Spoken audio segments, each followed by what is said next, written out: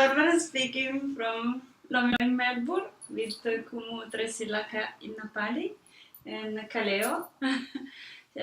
Kumu Tracey is practitioner and teacher of Lomilomi since 20 years. And Kaleo is Alakai, 8 years at least.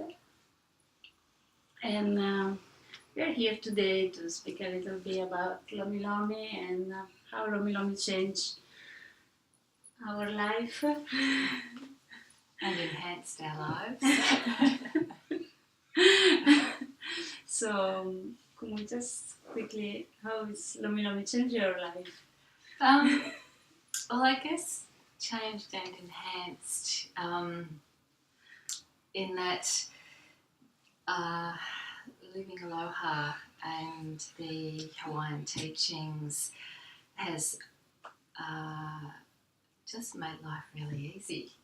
The Aloha and Lomilomi are such deep healing practices really of themselves, and I had a very strong background since my early 20s in different spiritual and healing modalities, and prior to Lomilomi coming into my life, I was working with psychotherapy, counselling.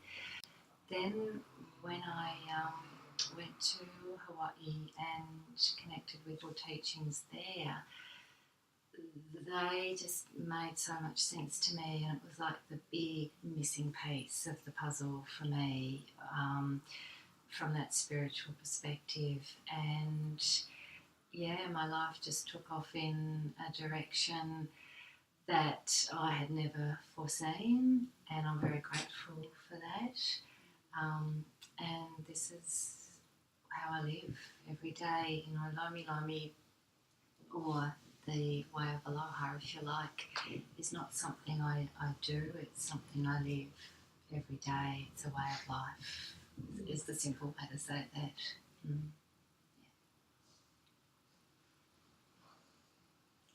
And for me,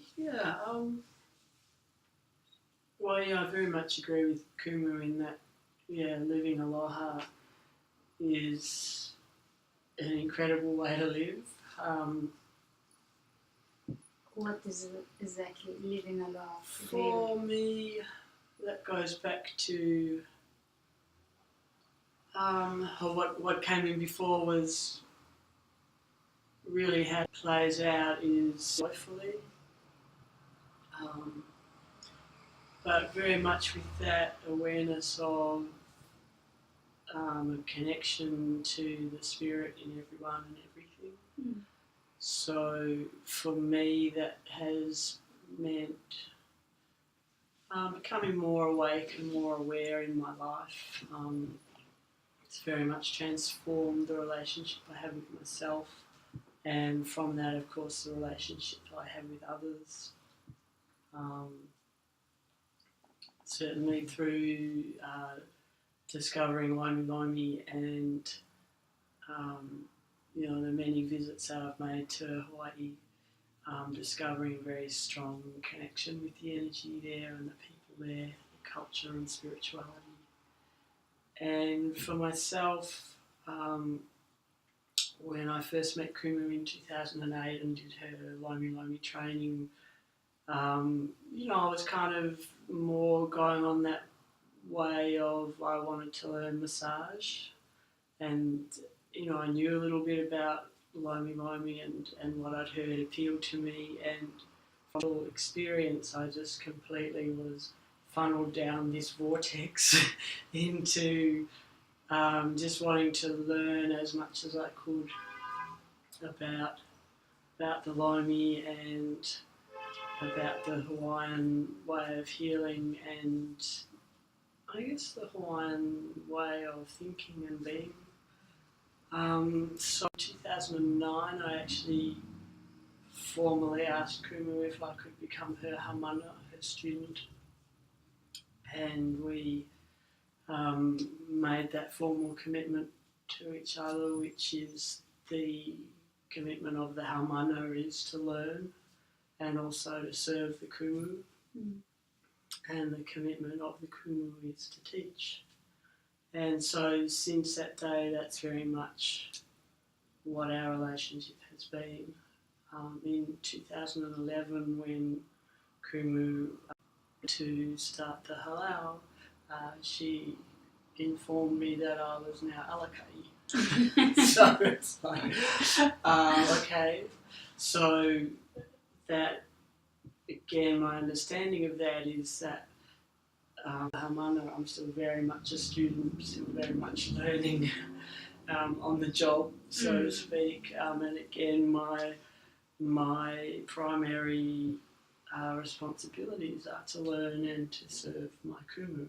And for me as Alakai, that means very much taking care of all the details that then frees Kumu up to do what she does and what she's here to do, which is to teach and to pass on those teachings in that way in which she received them. Mm. Yeah. It seems like a daily practice, not just a workshop practice. Mm-hmm. Yeah, very much so. Very much so. And I think my first exposure to that and that concept was in the beginning of 2009. I actually went to Molokai to a training that Kumu was assisting on, and I was actually able to see with one of the Hawaiian Kumu who was involved with that training, his relationship with his hamana, and that he was passing on his teachings to his hamana, and I actually got to see what that relationship was and the level of commitment in that. And there was something about that months after that training that really, I guess, had stayed. It was very to learn, and obviously in a Western context we don't really have that. It's like, yeah, you go and do a workshop or a training, or obviously in the healing arts we don't apprentice to anybody, whereas in traditional ways of healing, that's exactly what you do, is you go and apprentice to the healer and you stay with them for as long as it takes, and that may even be 20 years. So yeah, very much for me in that sense, it's not just about Lomi as in when I put my hands on somebody, because that's not for me necessarily a daily practice. It's day to day in my life, in myself, in my relationship with Kumu. How am I living? Where's my pono? Yeah. Yeah. It's just another world in the world. Yes.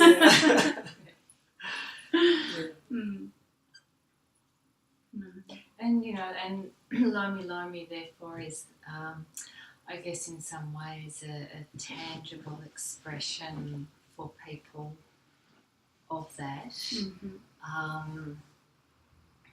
and of assisting people with understanding some aspects of Hawaiian healing and spirituality and culture as well.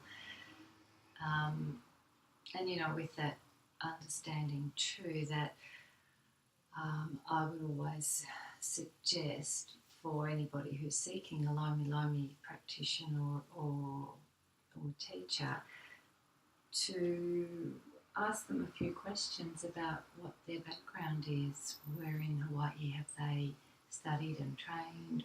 What Hawaiians have they trained with? And how often do they reconnect with Hawaii? And, again, that's that understanding of, say, somebody who is really of walking the talk. They live and breathe, or is it something that they incorporate into another practice? And there is many different practices of Lomilomi, like Lomilomi temple style, Lomilomi Noi, Kauna massage. What is the main, I mean, not if there is different, but what is the same root, I can say? Traditionally, well, with any Hawaiian healing practice, there's many different lineages. With Lomi, for example, is that the traditions were very much taught within the family. So there's the different family traditions. There's the masters of Lomilomi. Now, master of anything in Hawaiian is called a kahuna. So there is a kahuna of Lomilomi, there's a kahuna of canoe building, a kahuna of La'au, herbal medicine, a kahuna of astronomy, a kahuna of navigation. So a kahuna is a master of something. Within, I guess, particularly in Western culture, there's been a little bit of a straying away from the essence of what are the real foundations at times of Lomilomi. And there is a phrase in Hawaiian, nana ike kumu, which means look to the source.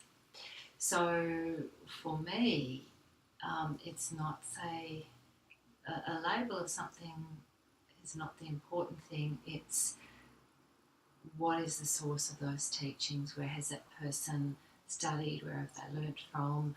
What is their connection with the Hawaiian Kupuna, with Hawaiians in general, with the Aina?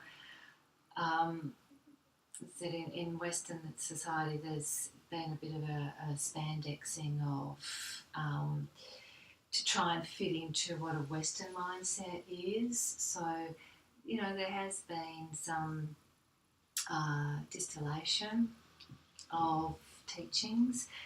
That's not only with Lomilomi, that's with Ho'oponopono, that's with the use of the Valapohaku, the hot stones, that Western minds have sort of tried to label things and put them in a way a Western mind would understand without really honouring Hawaiians. So for me,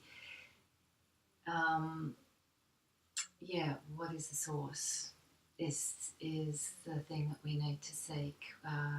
Who are the native Hawaiians who you've learnt from?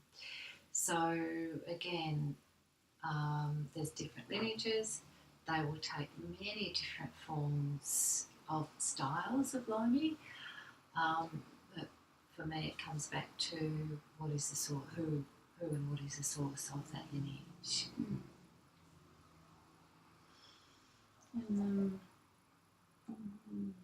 this soul, the life force that is the one help you during the practice, or how you bring this life force into the massage?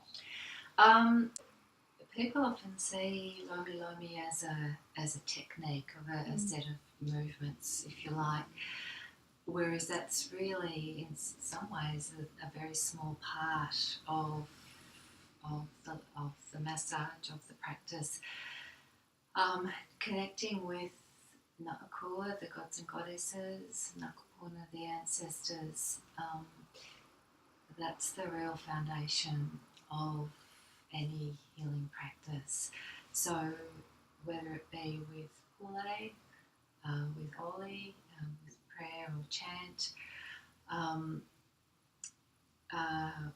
utilising the soul cleansing, purifying, working with the ha breath, the breath of life, which is that pure breath.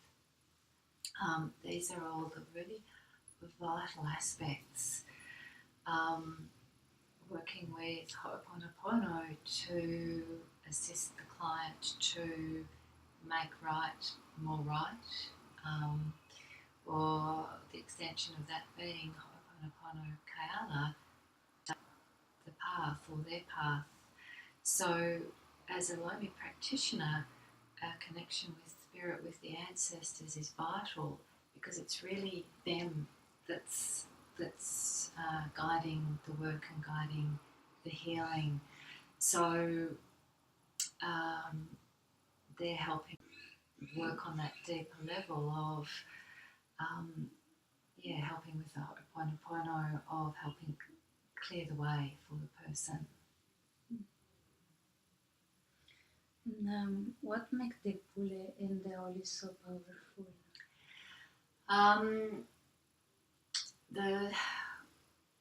When you make that connection fully with the depth of a pule or an oli, and remembering too that the Hawaiian, any words actually, they have what we'll call sort of a surface level meaning. However, there's layers, deeper layers of meaning, and for me, that's what they instill, is really getting into the depths of that connection with the ancestors. A pule or an oli, when you hear it and when you do that yourself from that place of that real core connection and that real understanding of who you're calling on, and that you're recognizing that spirit, you're calling on the ancestors, you're recognizing the spirit in everything that's around us and acknowledging the spirit within everything.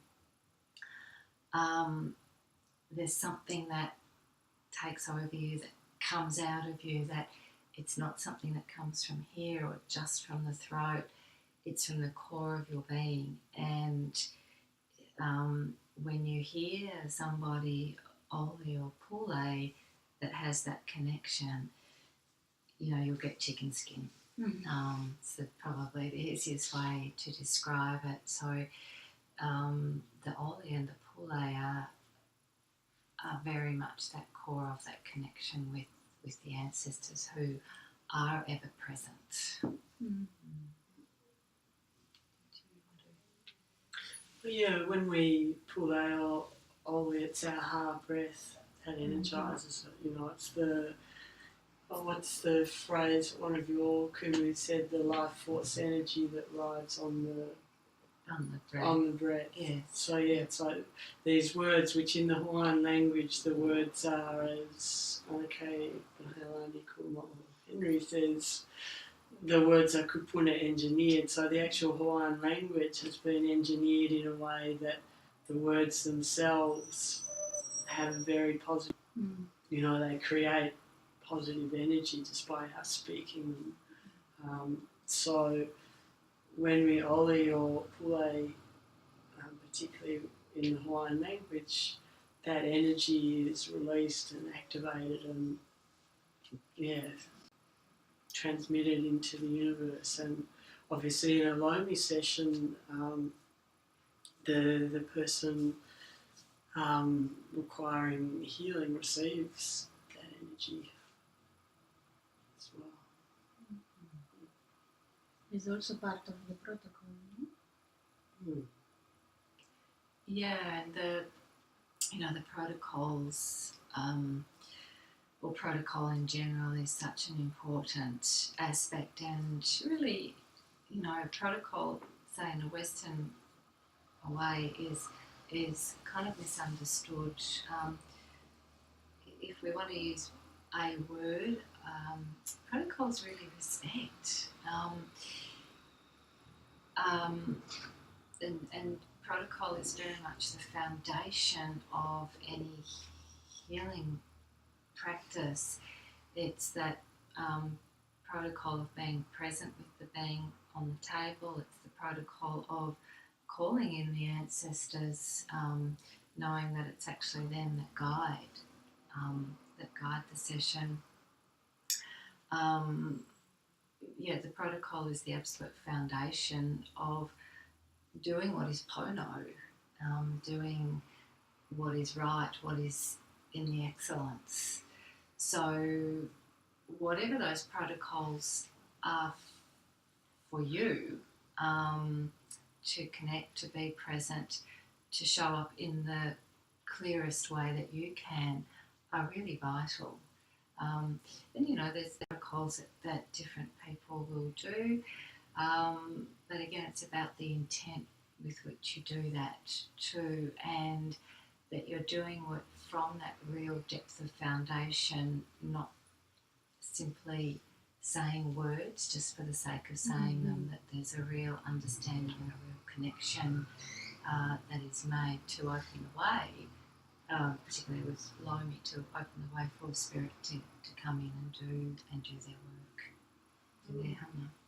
One way I've heard protocol described, which I really love because it's very simple, is that in its essence, any protocol, whatever purpose it's for, is we ask permission and we give thanks. So to me that really boils it down to what we're doing, and that it's, by that we're essentially acknowledging that everything's alive. So whether we're dealing with a person on our Lomi table, or whether we're in a natural environment and we just want to enter into that environment in a way that's respectful. That's the basic essence of what we're doing, is that we ask permission and we give thanks. And that it's from that understanding of honouring and paying respect too. The base of Aloha. Yeah. Okay.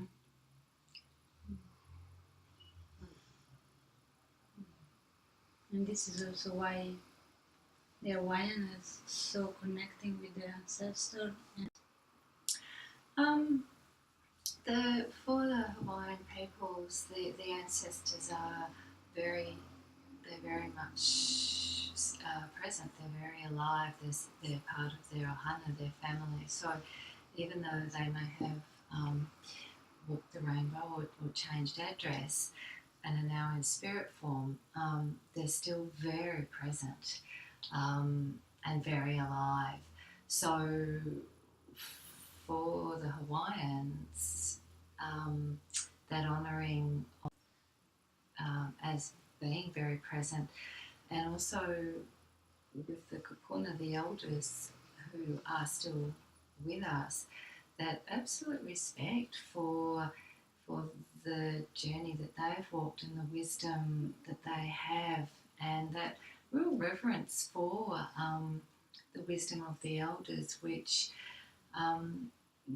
we have lost very much in Western society. And there is great respect within Hawaii for the Kupuna, and particularly the Kupuna who are Kumu as well, and for any Kumu, there is great respect there. So whether they are still present here in physical form, or if they are in spirit form, it's still ohana, it's still family, and the aloha and the respect that goes with that, and the honouring with that as well.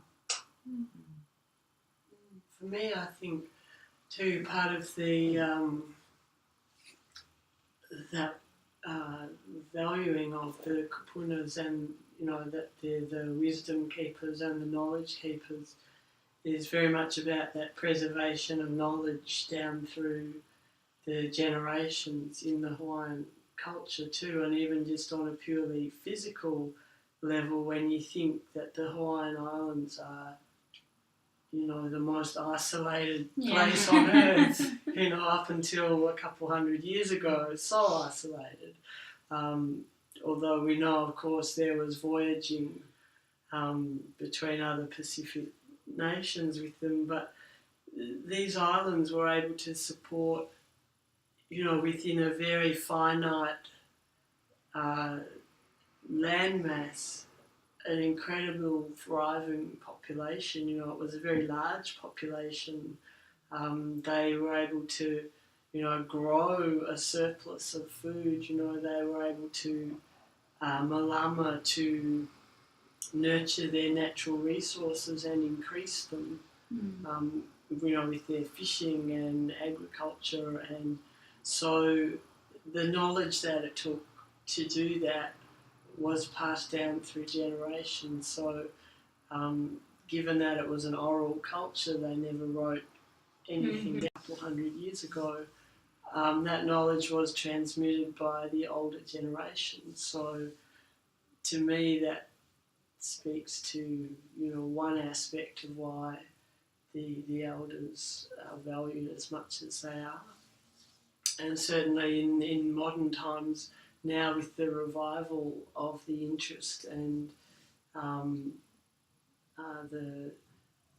the kind of mission now to really bring back and revitalise, not just to preserve but to carry forward as a living culture, the Hawaiian culture. Again, it's from a lot of the kupunas that the knowledge has come forth and been shared, not just within the Hawaiian community, but certainly in the case of Lomilomi, out into the broader world community by the.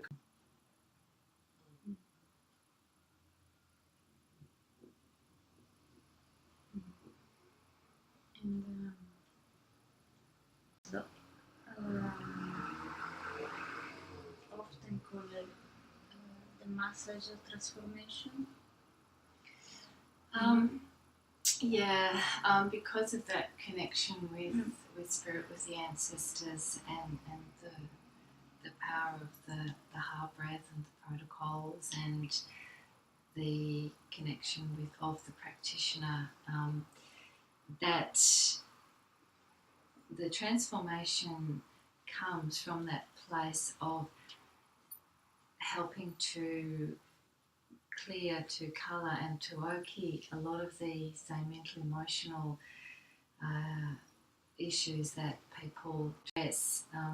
Any physical unwellness or disharmony has its roots in mental emotional stuff that we're hanging on to, things that are out of harmony, whether it's within us and our thoughts or relationships that we have.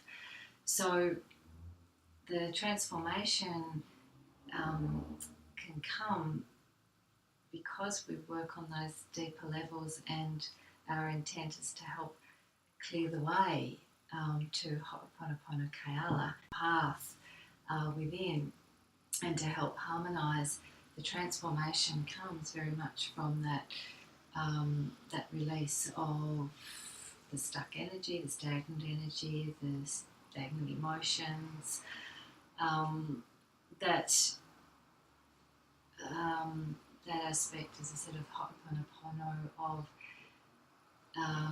addressing any relationships that are out of harmony, which can be our relationship with ourselves or relationships around us. So from that traditional way of, that phrase of, in Western terms, you to somebody and they'll go, yeah, I'm fine, good, and won't answer the question really. And in Hawaiian now, the phrase that you'll often hear is somebody will say, "Pahea oi," which is similar thing, how are you? In traditional times, that would have been Pahea kopiko, which is how are your relationships to those areas, being the piko, and the relationships that they represent. So that being the piko of the crown, the piko of the navel, the na'au, and the genital piko. So how are those relationships to the ancestors, to the past, if you like, to the current relationships, and therefore to the future relationships and future generations. So, what are those things that perhaps we're ignoring, that we're holding on to, that we've not been pono with, and that we need to make pono, that we need to ho'oponopono, that we need to clear the path within us. So that's where the transformation comes. We release, we kala those, that stuff. Let it go. we make a pono, we allow ourselves to release that. So as a practitioner, we are the vehicle for allowing the client to do that release. We're not doing that, we're not forcing that, we're simply having that connection with the ancestors that will then allow that energy to come through to assist with that healing. And, you know, the person in some way is ready for that because they've shown up at your door and they've got on your table. So as a practitioner, it's very important that your mana become very strong and clear connection. Yeah, it's really important for practitioners to have their own daily practices, to clear their own, to ho'oponopono themselves. You know, ho'oponopono can be a daily practice for any practitioner, especially when you've been working with people, making sure your chords are clear, to make sure that you're the best, showing up in the fullness of your mana the best you can be. So that's on a physical level, mental level, emotional level, spiritual level, health and well-being. What are you fueling this kino? What are you fueling your body with?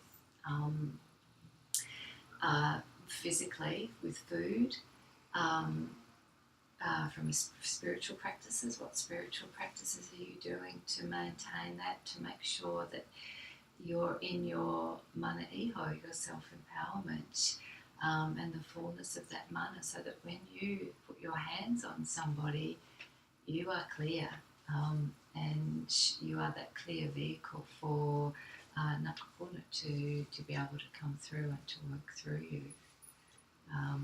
So our daily maintenance and practice with that is really important.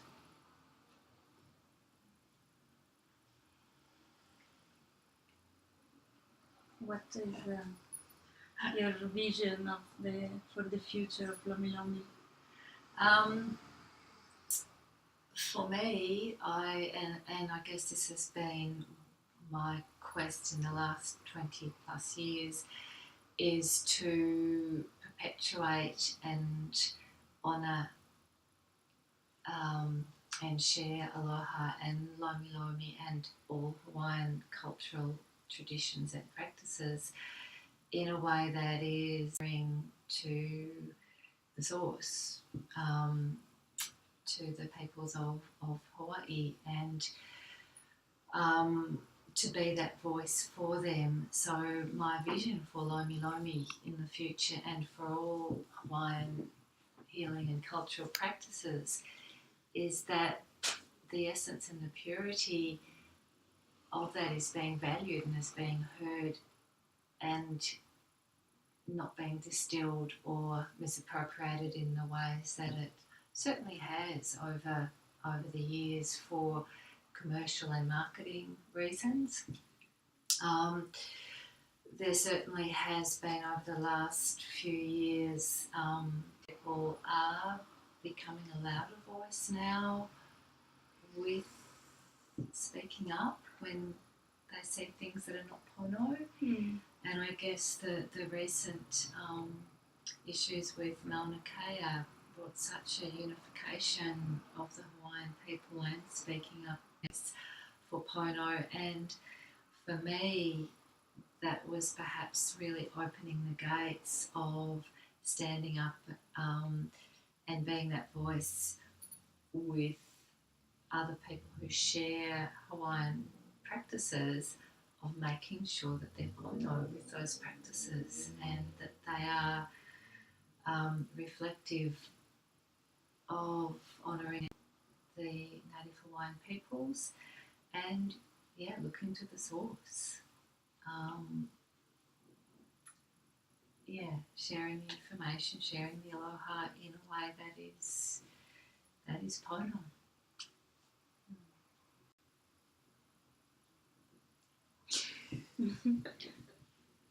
Let's share them with the world.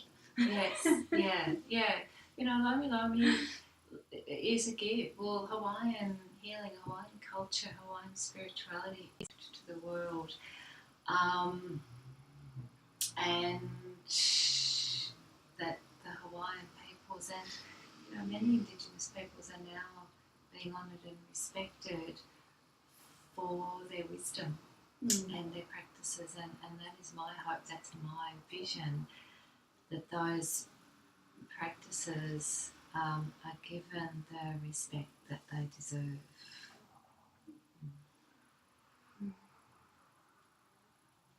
I hope that many people can come with us and paddling in this kind of... Yes, yes, and certainly having people such as yourself who have travelled many miles also to keep adding to your learning of Pono and Aloha. It's an ongoing journey. Hawaiian healing and cultural practices, whilst I've been learning and studying for well over 20 years, I will be doing that, until I draw my last half breath as well. That there is so much to learn and to know, and I certainly value all of my Hawaiian Kumu, those who have walked the rainbow and those who are still with us. They are a precious, priceless gem that we have, and we really value and respect that. So yeah, to continue seeking the learning and the honouring. It's a journey. Excuse me. What?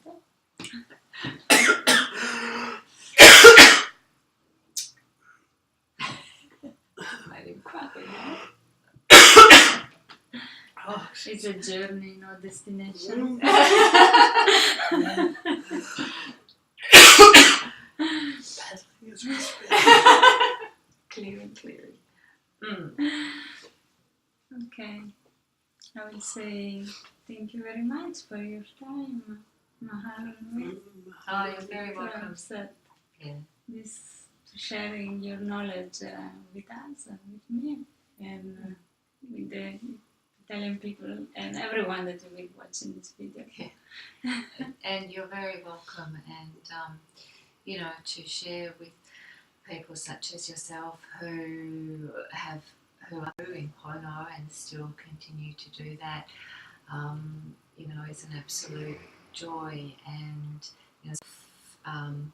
what Aloha and being Pono is about getting information out there into the world so people can embrace and understand and learn those traditions that are so life-changing and so empowering. Like Kumu Mahalian said, it's not easy, but it's doable. Yes.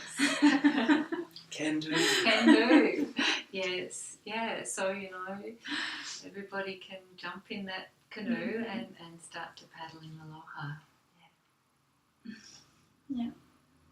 Okay. You should bring more canoe around. Yeah. We did a big canoe. Yeah. Okay. Mahalo. Mahalo and aloha to everybody out there. Aloha.